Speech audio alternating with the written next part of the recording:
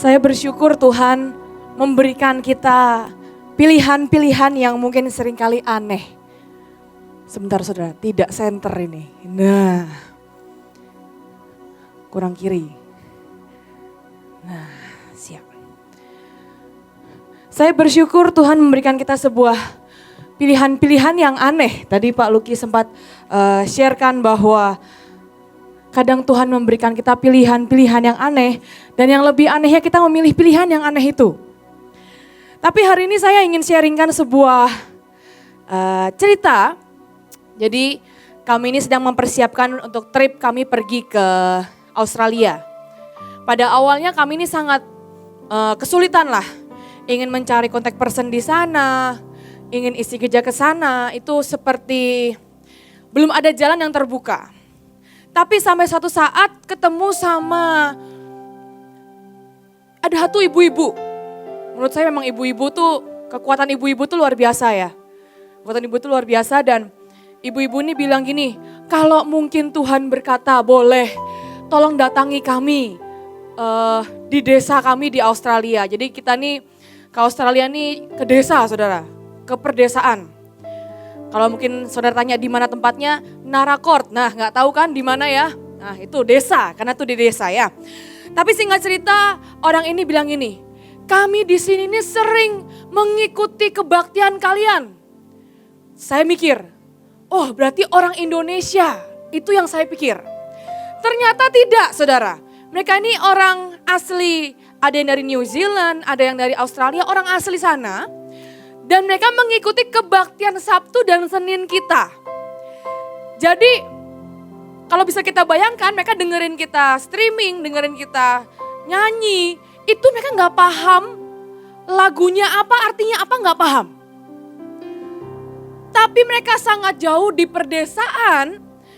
Dan mereka bilang ini, kalau boleh datangi kami. Singkat cerita kita memutuskan untuk mendatangilah desa kecil di Australia ini. Dia bilang gini, nanti kalau kesini bawa jubah ya. Saudara, ini saya mengaku ya, sedikit mengaku ya. Kita tuh beli tiket murah, transit. Biar irit saudara. Gak pakai bagasi, berani banget bawa anak. Akhirnya beli cuma 3 dari kami berenam. Irit-irit, hand carry. Dan dia bilang gini, kalau bisa bawa jubah ya, bawa sayap ya, bawa semua yang kamu itu loh kalau di hari Sabtu. Dalam hati saya, itu butuh 1 kontainer bu. Untuk dibawa ke sana tuh butuh 1 kontainer bu. Itu ada tabut katanya. Bu itu desa loh bu, 12 jam drive dari Sydney. Sydney itu kayak Jakartanya lah bagi yang gak tahu. 12 jam drive dari Sydney. Dia bilang pokoknya saya ini pengen banget semua. Dia lebih semangat. Yang lucu tuh gini, dia tuh nggak ngerti kita tuh khotbahin apa di sini. Tapi tetap ngikutin streaming itu kan aneh. Dijelasin sedikit sama temennya. Tapi seberapa yang dia bisa tangkap lah. Tapi dia bilang ini, iya bener nih. Waktu kalian lagi itu, di video tuh lagi berputar katanya. Aku nih melihat di roh. Oh ini translatean yang lebih bagus ini memang. Nggak ada translatean ke bahasa Inggris. Aku melihat di roh. Oh ini levelnya beda lah ya, levelnya beda. Aku tuh kalian buat puting beliung itu loh. Putar-putar, muter-muter itu walaupun agak berantakan sih katanya. Dia ngomong bukan saya ya. Kan gak semuanya berantakan, pas ada part yang lagi pas berantakan gitu, pas. Tapi saya lihat di roh itu seperti ada puting beliung yang besar. Terus dia bilang gini, saya coba ngomong ke gereja saya ya. Pokoknya saya coba ngomong ke gereja saya. Oke bu, siap. Singkat cerita akhirnya kita ke sana, dia sangat merindukan. Akhirnya kita bawa jubah saudara. Ya pokoknya kalau overweight beli lagi lah, gak apa-apa lah. Ini ada orang yang rindu kok. Pokoknya bawa semua alat yang kamu bisa bawa. Semua khotbah yang dalam bahasa Inggris bawa. Buku yang bisa dalam bahasa Inggris bawa ya. Kita tuh mau, itu oma-oma semuanya. Kumpulan oma-oma di desa Australia, luar biasa. Tapi hari ini yang ingin saya sharingkan adalah di Mazmur 84 ayat 11 dikatakan seperti ini. Sebab lebih baik 1 hari di pelataranmu daripada 1000 hari di tempat lain. lebih baik berdiri di ambang pintu rumah Allahku daripada diam di kemah-kemah orang fasik. Menurut saya lucu banget. Ini dikatakan seperti ini ya. 1 hari itu kayak dibandingkan dengan 1000 hari. Jadi berarti ada hari-hari yang bisa menentukan untuk 1000 hari. Kalau kita hitung-hitung 1000 hari itu mungkin 2 tahun, tambah 7 bulan atau 6 bulan. Kalau saya nggak salah hitung. Bagi 365 hari. Jadi ada hari-hari yang menentukan nggak cuma untuk hari itu doang. Ada hari-hari yang menentukan tidak cuma untuk 1 hari itu. Tetapi 1 hari di hadirat Tuhan, paling gampang ini deh. 1 hari di doa pagi, nah ya. 1 hari sidang ilahi, ternyata itu gak cuma ngefek untuk 1 hari itu doang. 1 hari ternyata bisa berdampak sampai 1000 hari ke depan. Tergantung seberapa kita sungguh-sungguh. Kita baca Raja Yoas. 2 Raja-Raja 13 ayat ke-18 sampai 19. Ini adalah 1 harinya Raja Yoas. Elisa mengatakan, ambil anak panah itu dan Yoas mengambilnya. Elisa berkata kepada Raja Israel, pukulkan ke tanah. Tidak dikasih tahu pukul berapa kali. Pukulkan ke tanah. Yoas memukul tanah sebanyak 3 kali lalu berhenti. Lalu abdi Allah marah kepada Yoas dan berkata, seharusnya engkau pukul sebanyak 5 atau 6. Nanti engkau akan mengalahkan Aram sampai engkau membinasakannya. Sekarang engkau hanya mengalahkan Aram hanya 3 kali. Saya riset saudara. Tadi saya tanya ke beberapa orang di penari. Saya bilang ini, saya kasih kamu botol.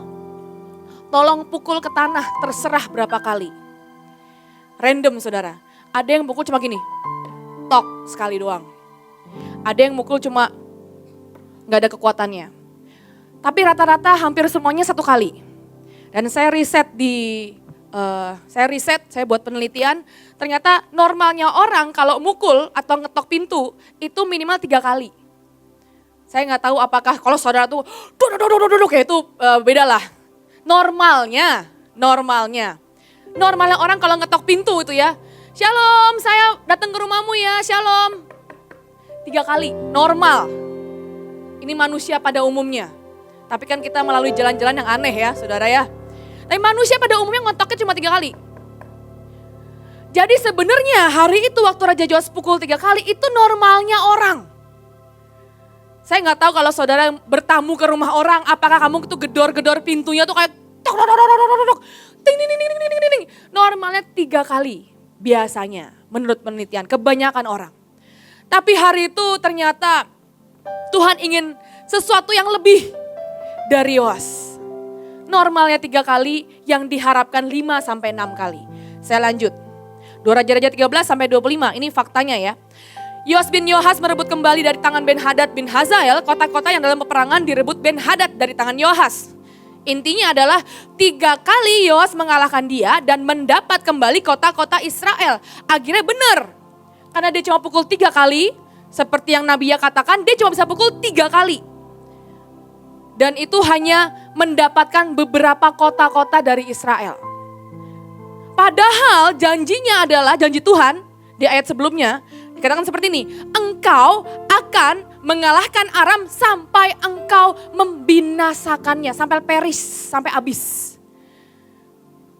Bayangin ya, saya ulangin sekali lagi biar paham. Disuruh mukul, normalnya mukul berapa kali? 3, normal manusia. Ternyata salah, udah mukul 3 kali salah. Harus 5, 6 kali. Dan ternyata itu dampaknya sampai sekian puluh tahun ke depan. Dan yang lucunya adalah dia mukul 3 kali, cuma bisa ngalahin 3 kali. Lumayanlah ada kemenangan sih, kota-kota dapat balik sih. Tapi kalian saudara tahu nggak? Aram itu tetap masih ada sampai 60 tahun kemudian dari zamannya Yoas. Jadi Aram tuh nggak peris, Aram tuh nggak habis. Masih ada 64 tahun. Bisa dibayangin ya janji Tuhan, cuma dia dengan mukul panah. Tuak. Ya harusnya semangat lah ya, kayak orang-orang di sini kan semangat ya. Kalau mukul tuh sampai panahnya loncat gitu ya. Harusnya semangat. itu bisa sampai menghabiskan satu bangsa. Cuma dengan mukul panah. Sedihnya adalah cuma beda 3 pukulan, 2-3 pukulan, dampaknya itu ternyata Aram tetap masih ada sampai 64 tahun ke depan. Bangsa Aram masih ada. Walaupun betul hari itu kemenangan, betul, kota-kota Israel dibalikan betul, tapi Aramnya masih ada. Sampai 64 tahun ke depan, sampai akhirnya sudah nggak ada nama bangsa Aram itu hilang. 64 tahun ke depan setelah zamannya Yoas. Ternyata ada hal-hal yang efeknya tuh panjang. Cuma beda 2-3 pukulan. Makanya saya tuh setuju. Apa yang kita lakukan di sini tuh sangat berdampak di alam roh. Apa yang kita lakukan di sini tuh sangat berdampak untuk dunia dan bangsa. Ini cuma masalahnya pukul panah 3 kali atau 6 kali. Tapi dampaknya bisa menghabiskan atau cuma dapat kota-kota beberapa. Tapi sekali lagi pukulkanlah lebih dari yang kebiasaan. Yang kedua adalah satu harinya Niniwe. Bukan Yunus. Satu harinya Niniwe. Yunus 3 ayat 4, 7 dan 10. Lompat-lompat ya. Mulailah Yunus masuk ke dalam kota itu. Intinya adalah 40 hari lagi maka Niniwe akan ditunggang-balikan. Yunus datang dibilang kotamu ini akan ditunggang-balikan. Tapi puji Tuhannya orang Niniwe bertobat. Pemerintah bilang gini, manusia, ternak, lembu, sapi, kambing, domba tidak boleh makan apa-apa. Tidak boleh makan rumput, tidak boleh minum air. Semua disuruh puasa. 40 hari, semua suruh puasa. Dan puji Tuhannya lagi adalah waktu Tuhan melihat perbuatan mereka, maka menyesalah Allah karena malapetaka yang telah dirancangkannya terhadap mereka. Dan ia pun tidak jadi melakukannya. Ada satu harinya, ini bukan satu hari dong, 40 harinya Niniwe.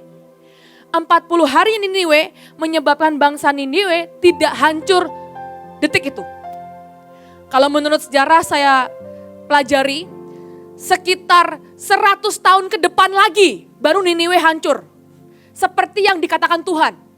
Tuhan berkata Niniwe akan ditunggang balikan. Dalam bahasa aslinya artinya Niniwe akan di-defeat, dihabiskan, dihancurkan sampai terbakar. Dalam bahasa aslinya. Hari di mana Tuhan bilang Niniwe harus dihancurkan, Niniwe-nya bertobat 40 hari, gak jadi, ketahan sampai 100 tahun kemudian. 40 hari puasa, menahan 100 tahun ke depan. Kurang lebih, saya gak bisa katakan angka pastinya, karena saya juga agak pusing, karena ini before Christ, angkanya banyak, tapi ini 100 tahun, kurang lebih 100 tahun. Niniwe baru hancur, diserang sama 2 musuh, kena banjir, temboknya hancur, kebakar ludes bangsa ini. 100 tahun kemudian, kenapa? Karena akhirnya balik bandel lah mereka, intinya gitu. Akhirnya kembali hidupnya tuh nyerong lagi, 100 tahun kemudian baru dihancurin Niniwe-nya. Jadi ada satu hari yang menentukan sekian ribu tahun, sekian puluh tahun, atau mungkin 1000 hari ke depan. Hari itu satu harinya Niniwe. 40 hari mereka puasa, mereka gak tahu loh 40 hari puasa selamat atau enggak. Minimal mungkin menurut mereka gini, minimal lah Pak, kalau misalkan saya pulang ke surga, ya kan gak ke neraka, jadi gak sengsara seumur hidup. Minimal begitulah, bertobat 40 hari. Tapi ternyata pertobatan 40 hari yang mereka lakukan, itu mendorong mundur penghabisan bangsanya selama kurang lebih 100 tahun. Baru bangsa ini habis, perish. Jadi ada hari-hari, ada waktu-waktu yang menentukan bukan cuma untuk hari itu. Waktu kita sidang ilahi itu loh kan kita seringkali di sini bilang ini, ayo serius, bawa bangsa, bawa bangsa, bawa bangsa. Itu sungguhan. Loh ini mundur, delay. Penghabisan bangsamu mundur 100 tahun kurang lebih. Cuma kenapa puasa? Ya 40 hari sih puasanya ya sampai kerbau, semua peliharaan ayam di rumah gak dikasih makan, semua. Tapi itu mendorong sampai 100 tahun. Waktu Yoas memukulkan 3 kali cuma dapat 3 kali kemenangan. Dan sekian kali dapat kota Israel tuh balik. Padahal harusnya janji Tuhan cuma dengan mukul panah. Kan kita sering ya, kita buat puting beliung. Kita sering ya, kita disuruh buat mahkota. Di sini kan sering ya. Yang atas angkat tangan ke atas, yang bawah angkat tangan ke bawah. yang kanan ke kanan. Itu sungguhan ngefek loh. Cuma dengan mukulin panah, itu bisa menyebabkan bangsa Aram perish. Janjinya gitu. Janjinya sebenarnya gitu. Nah, sekali lagi, mari kita jadi orang-orang yang menanggapi pilihan-pilihan aneh yang Tuhan berikan. Mungkin kali kita lihat, wah tindakan profetiknya kok aneh ya Bu. Loh ini justru cara dan bayar paling murah. Gak pakai darah kok kita, anggur. Itu gak darah manusia, anggur. Paling murah. Deklarasi Bu setiap pagi. Ambil berkat, murah. Paling murah. Saya tuh bertemu dengan banyak orang di depan. Banyak orang pelayan-pelayan Tuhan di luar. Sulit. Tapi dengan membayar dengan tindakan profetik. Iya anakku. Kenapa anakku? Iya, lanjutkan dulu khotbahnya ya. Dan tindakan profetik itu adalah harga yang paling murah. Iya anakku. Dia juga sudah pengen khotbah saudara ya, luar biasa memang ya. For your information lagi demam dua-duanya, besok mau ke Australia, doakan ya, tolong bantu doakan ya. Kita gak boleh malu-maluin ya. Ya Miel mukanya kayak gitu, lihat ya. Itu lagi demam saudara, kalau dipegang anget itu. Bantu doakan juga ya. Iman nitip-nitip ya, gak apa-apa lah. Tetap mama, tetap deg-degan. Besok sudah mau pergi, ini demam kok ya pas gitu ya. Ya gak apa-apa, isi cawan nak, isi cawan, murah. Tindakan profetik murah. Yang terakhir, Elisa dan peperangan Aram. Elisa dan peperangan Aram. 2 Raja-Raja 6 ayat 21 sampai 23. Lalu berkatlah Raja Israel kepada Elisa, tatkala melihat mereka, kubunuhkah mereka Bapak? Jadi Raja Elisa konsultasi dengan Nabi ya. Perlukah mereka kubunuh Bapak? Tetapi jawabnya Bapak Elisa berkata, jangan. Ya kan? Biasakah kau bunuh yang kau tawan dengan pedangmu dan dengan panahmu? Tetapi hidangkanlah makanan dan minuman di depan mereka, supaya mereka makan dan minum, lalu pulang kepada tuan mereka. Puji Tuhan Raja Israel taat, disediakannya lah bagi mereka jamuan yang besar. Makanya kalau kita tuh lagi pesta perjamuan, pesta itu ini loh, perjamuan yang besar. Maka makan dan minumlah mereka. Sesudah itu dibiarkannya lah mereka pulang kepada tuan mereka. Yang ajaib, sejak itu apa? Tidak ada lagi gerombolan-gerombolan Aram memasuki negeri Israel. Cuma dengan kasih makan dan minum. Cuma dengan apa? Kasih makan dan minum. Tindakan profetik yang mungkin sangat simpel. Tadi mukul panah. Ada juga tindakan profetik yang kita lakukan puasa. Kan kita sering lakukan ya deklarasi puasa. Ada juga kita memberi makan. Ternyata itu mengunci sangat luar biasa. Sejak hari itu, saya bacain sekali lagi lah, gak paham nih, kayaknya gak yakin. Tidak ada lagi gerombolan Aram memasuki negeri Israel cuma karena dikasih makan dan minum. Makanya kalau kita lagi berdoa, kita lagi perjamuan, ya makan di SMP, SMA, kita perjamuan, makan-makan. Itu sungguhan profet Alkitabiah itu.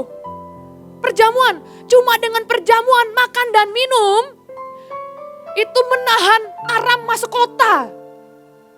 Cuma makan dan minum. Asal kita lakukan dengan sungguh-sungguh, jangan cuma mukul 3 kali ya.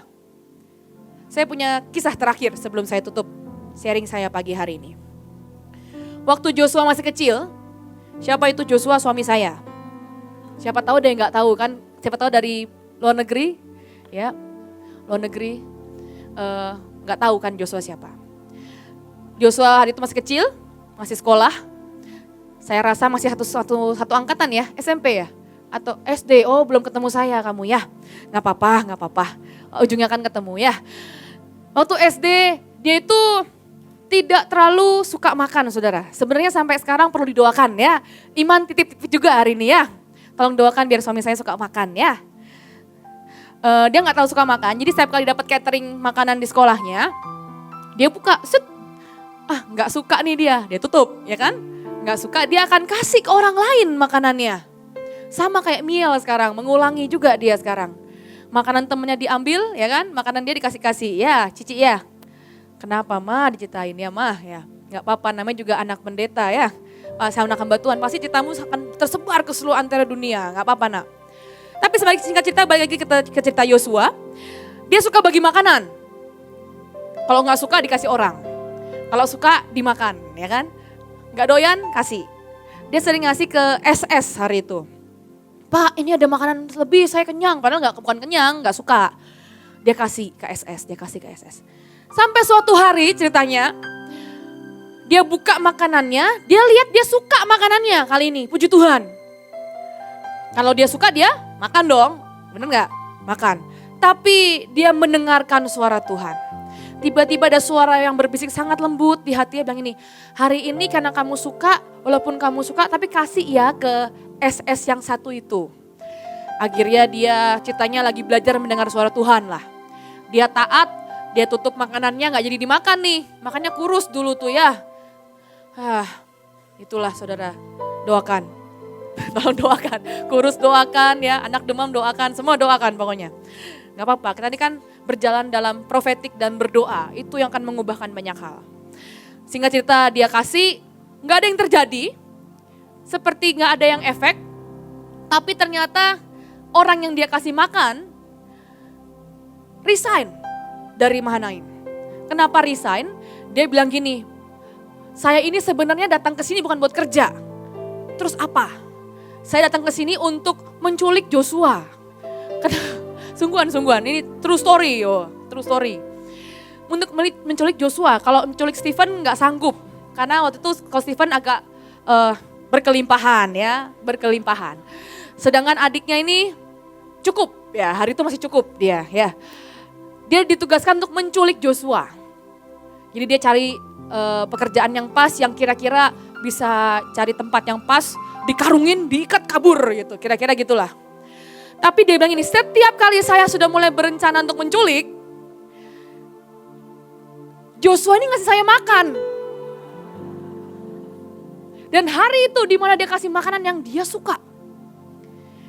Itu hari di mana dia rencana untuk menculik Bapak Joshua. Kalau nggak ada di sini mungkin ya, nggak tahu di mana diculik, di mana dia. Tapi dia bilang ini hari itu hari yang sama dikasih makan lagi saya. Gimana saya gimana coba? Gimana saya mau nyulik coba? Setiap hari saya dikasih makan, gimana caranya saya bisa nyulik? Orang yang ngasih saya makan, orang yang baik kayak gitu. Akhirnya dia bilang, udah pecat saya lah. Karena kalau saya nggak dipecat, saya ketahuan gagal, saya akan dimarahin. Jadi pecat saya aja, bilangnya saya ketahuan. Dia bilang gitu. Akhirnya singkat cerita dipecat lah orang ini. Tapi seringkali makan dan minum ternyata menyelamatkan banyak hal. Tindakan profetik, mau itu kita pukul-pukul panah, mau kita angkat tangan, Tuhan, tahan. Kok hujannya belum berhenti, tahan, lagi tahan.